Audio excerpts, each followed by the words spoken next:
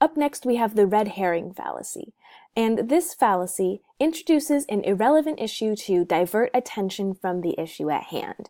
I like to call this the squirrel argument, because you're basically saying, instead of talking about the actual thing that we're talking about over here, let's go talk about this other thing that has nothing to do with what we're actually talking about.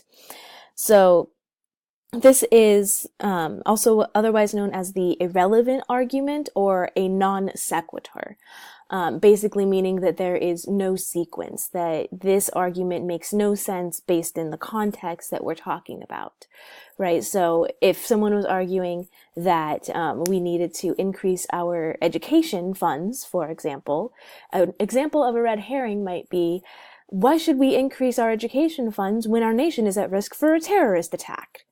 Right? Those two things have very little, if nothing, to do with one another. So it's an irrelevant issue to divert attention away from the issue that you don't want to talk about.